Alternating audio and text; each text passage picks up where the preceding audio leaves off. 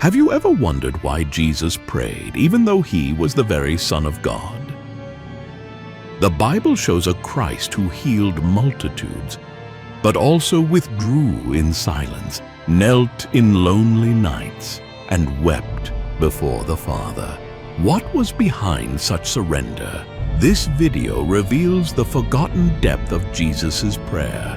From eternity, where the Word was already with God, to the final moments when heaven remained silent. You will see the Trinity in action: the Father, the Son, and the Spirit bound by a communion that transcends time. We will walk through the most intense episodes of Christ's life when he taught, interceded, and sweated blood, not out of doubt, but out of faithfulness. Because Jesus' prayer was not a cry for help. It was a bridge between heaven and earth, an invitation to pray as one who knows the Father and trusts, even when there is no reply. And it is that voice, ancient, living, unchanging, that continues to call us. A voice that echoes, even today, through the valley of redemption.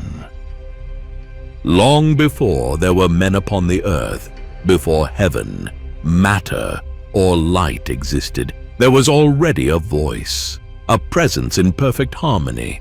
The Son was not created. He has always existed. From the beginning, he was with God, and he was God. In the heart of the Trinity, there was communion without noise, glory without effort, love without pause. It was there that prayer was born, not as supplication, but as the expression of an eternal relationship. Between the Father, the Son, and the Spirit, there was a dialogue with no beginning, an exchange with no end. Prayer was not an escape from fear, but a celebration of unity. It was the language of love, of honor, of surrender. When the Word became flesh, he did not begin to pray out of necessity. He merely made visible what already existed in heaven. Every early morning when Jesus withdrew in silence, every word he spoke to the Father, every sigh, all of it echoed what he had already lived before creation. The glory he shared with the Father was not interrupted by the flesh. It merely gained new contours. The prayer of the earthly Christ is not fragility. It is faithfulness. It is the eternal adapting to time, the infinite breathing within limits. It is the same Son who reigned on high, now bending his knees upon the very earth he created. And that changes everything. Because when Jesus prays, he does not seek to persuade God. He aligns, he remembers, he reveals. The prayer of Jesus is a bridge between two realities, the divine and the human. And in that act, he invites us to understand that to pray is more than to speak. It is to return to the place where it all began, in the intimacy of the Father. It is there that the story of prayer begins, and it is there that even today it remains alive. He was the Word, the one who created all things, but he chose to enter time, not with the force of thunder, but with the cry of a newborn. The Eternal clothed himself in flesh. The infinite became touch. God walked among men as a man. That choice was not a loss of glory. It was an emptying. The Son gave up his divine privileges, not his essence. The name for this is kenosis, a silent, voluntary, profound surrender. He did not cease to be God, but he began to live as one who feels cold, hunger, fatigue, and pain. And it is in this context that prayer takes on a new tone. The one who once prayed in fullness now prays in need. The gesture that was once a celebration of unity now becomes a bridge for survival.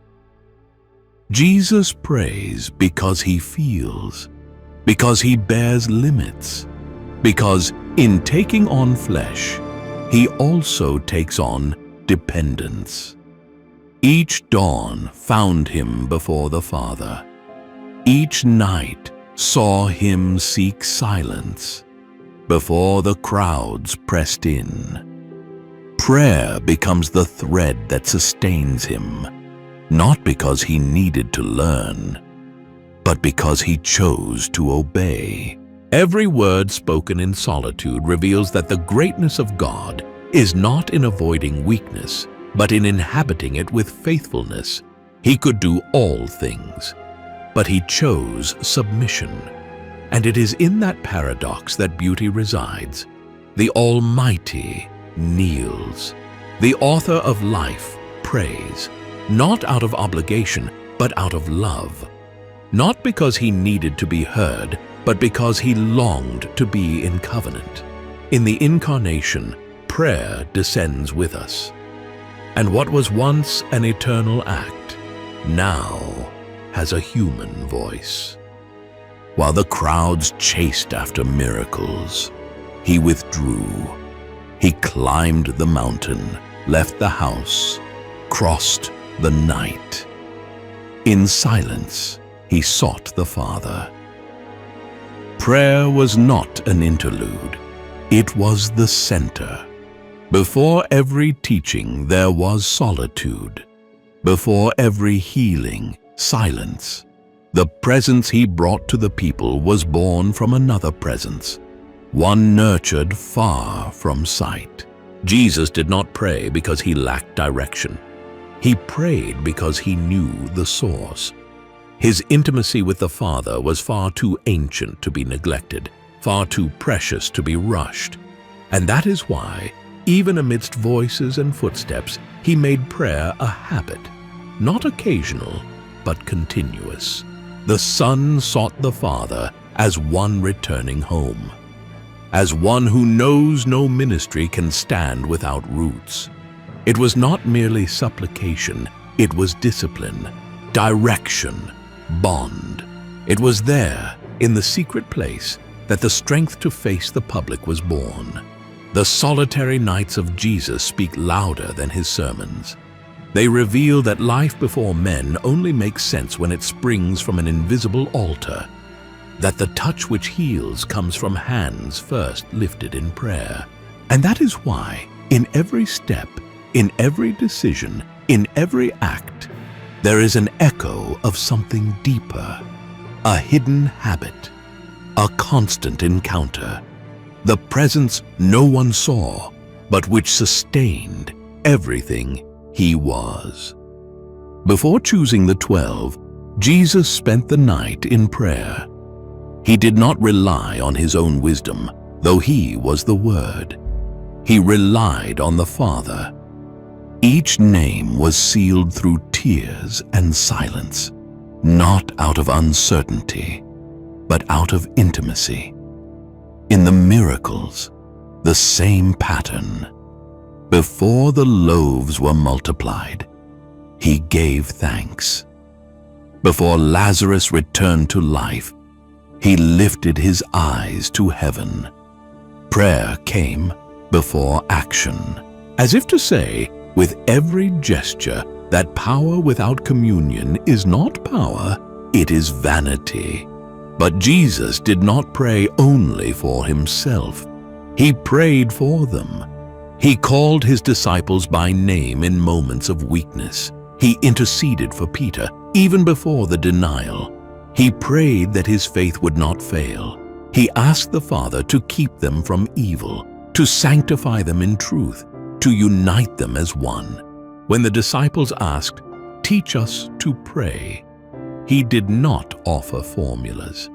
He offered his heart. The Lord's Prayer is not a manual. It is a window, a reflection of the very relationship between the Son and the Father. He did not teach merely what to say, but how to surrender. Because to Jesus, prayer was protection. It was teaching. It was a shield against pride, against fear, against weariness. It was the thread that connected heaven to earth and the disciples to the throne. He did not ask us to understand everything. He asked us to pray. Because those who pray do not merely survive, they remain.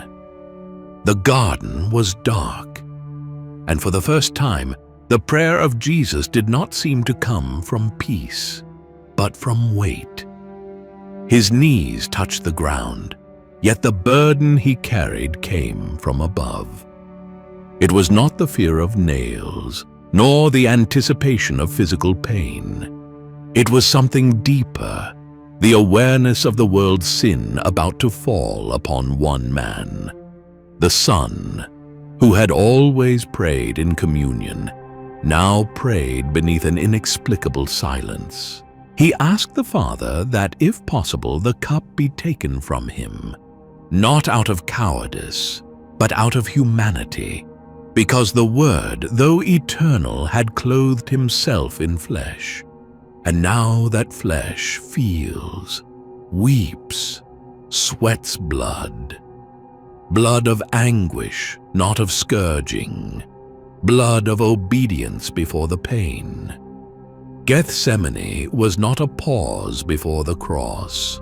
It was an altar. It was there that the Father's will was sealed within the Son's heart, not by force, but by surrender. Prayer was no longer merely devotion.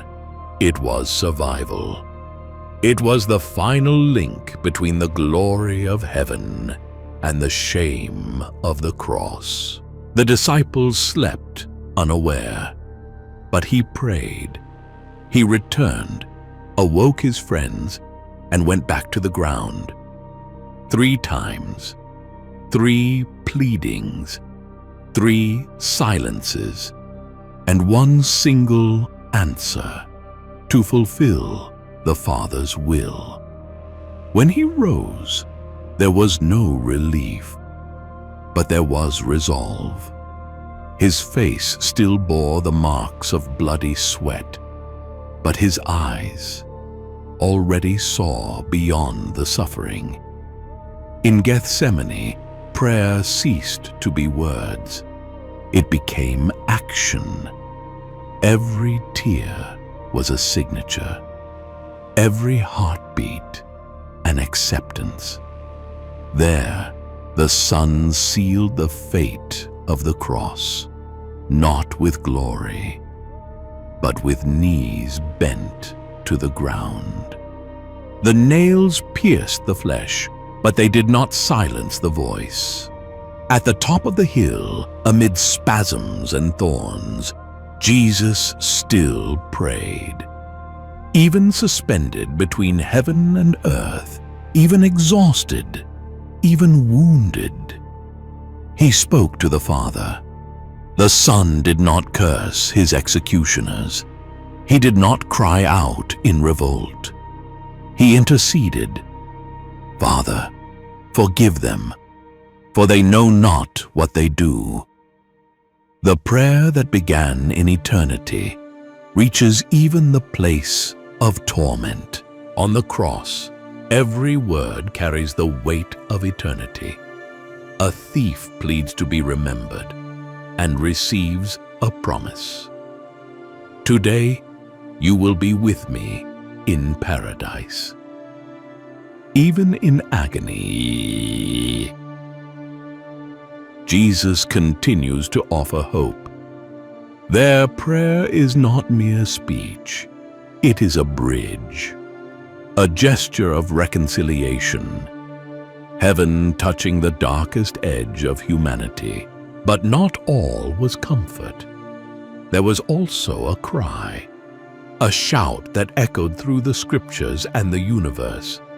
My God, why have you forsaken me?" It was the pain of the one bearing the sin of the world. The silence of God was not absence, it was justice. It was part of the plan. And even in that abyss, Jesus remained in prayer. At the end, with his final breath, he did not collapse in despair. He surrendered, willingly.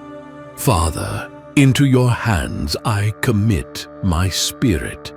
Death does not triumph, because prayer remains communion. In that moment, the temple veil was torn. The sacred place opened. The distance was ended. What was once unreachable was now within reach. The prayer that rose from the throne descended to the wood, and from there turned suffering into entry, blood into a bridge, the cross into an altar where heaven and earth finally meet. The cross was the pinnacle, but not the end. The silence of the tomb gave way to a living voice. Jesus rose, and with him prayer found a new place, no longer in the wilderness, nor on the mountain, nor in the garden, but in heaven. At the right hand of the Father, the Son continues to pray. His intercession is now eternal, invisible, yet present. He is not distant.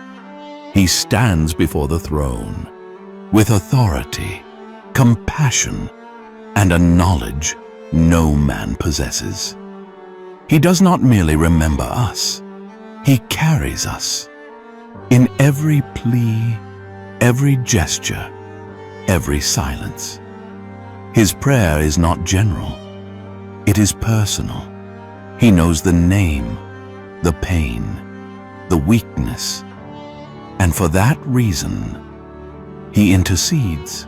Jesus is the mediator who understands, who has wept, who has been tempted, who has overcome, and who now upholds those who cannot even form the words. When the voice fails, he speaks. When the heart does not know where to begin, he is already before the Father on our behalf. This prayer has no end.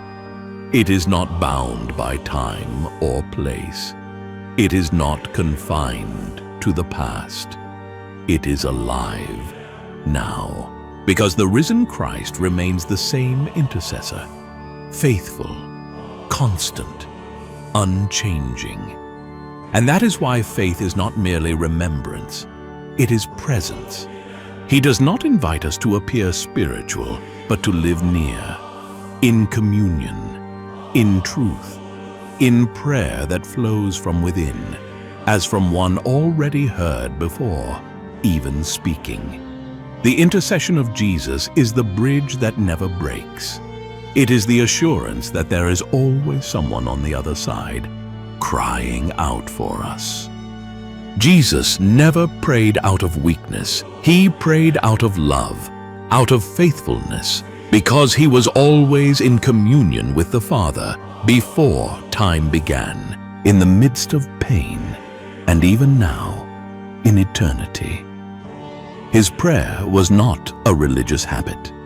It was the continuation of a perfect relationship that spans heaven and reaches the earth.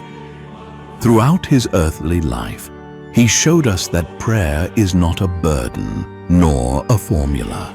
It is presence. It is trust. It is surrender when there is no answer. It is strength when all falls apart. It is intimacy with a God who hears even the silence. From the heights of glory to the ground of Gethsemane, from the cross to the heavenly throne, Jesus never ceased to pray. And even today, when we have no words, He prays for us. When we give up, He remains. When we doubt, He intercedes. This is the truth this video has revealed, that the prayer of Jesus did not end. It continues, and it invites us. Because the greatest lesson in the prayer of Christ is that it does not demand perfection, only sincerity. It does not require answers, only surrender. If He, being who He is, prayed every day, how could we walk without that same act? The Son has opened the way. He showed the tone, the rhythm, the essence. And now, it is up to us to take the next step, not to impress, but to remain, not to repeat words, but to dwell in presence. Because those who pray like the Son know the Father, and those who know the Father will never be alone.